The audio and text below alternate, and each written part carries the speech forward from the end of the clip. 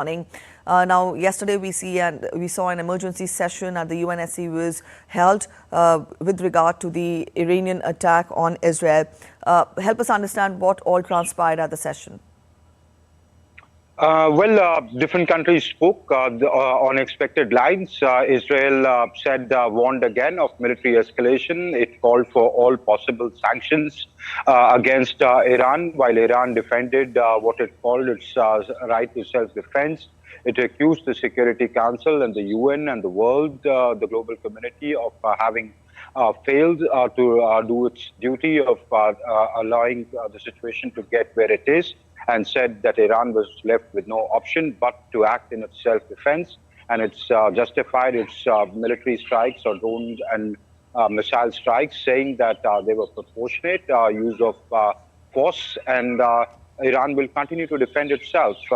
While the world called for restraint, they basically were trying to, ask both sides to show restraint so that the situation does not escalate any further.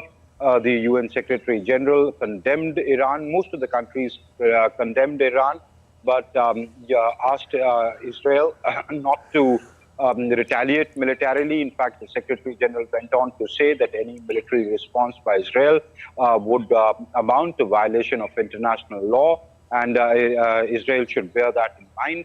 So, all countries basically took positions on expected lines, but the focus of the Americans and the West in particular was that while we stand with Israel on its defensive postures, we may not be part of anything that could be militarily offensive.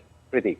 All right, Amrit, talking of the situation now, Israel held the war cabinet meeting wherein it was in fact favored that Israel could take retaliatory action, but the timing and scale of this action was not, finalized. Having said that, U.S. President Joe Biden also distanced himself, saying that U.S. will not support any military action, retaliation from Israel against Iran. Put all this together, how is Israel positioned given the Israel-Hamas conflict is still on? Well, what we see, the rhetoric that we see coming out of Israel is very threatening. It says that to respond to it, it will retaliate. But the very fact that the war cabinet could not come to a conclusion as to how it should respond, when it should respond, speaks about the fact that they are weighing still the military option versus the diplomatic fallout of it, given the escalation that it may spark. So that would be weighing one on their mind. Secondly, what would be weighing on their mind is what to do with the 133-odd hostages.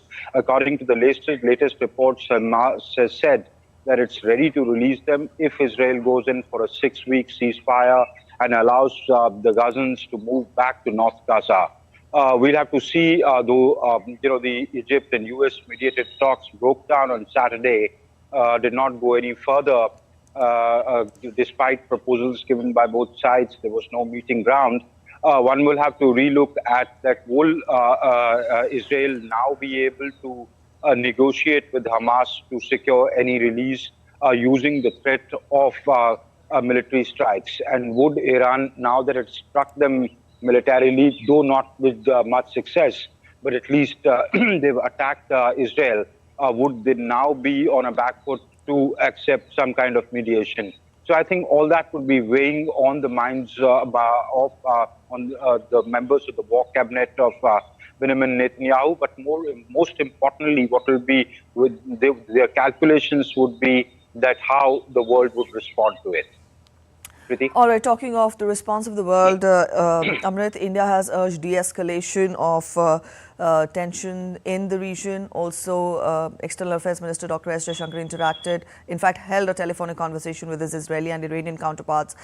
We've given a broad outline of the conversation to our viewers. You spell out more details on India's stance on the situation. Do not escalate, show restraint. The consequences of it could be catastrophic.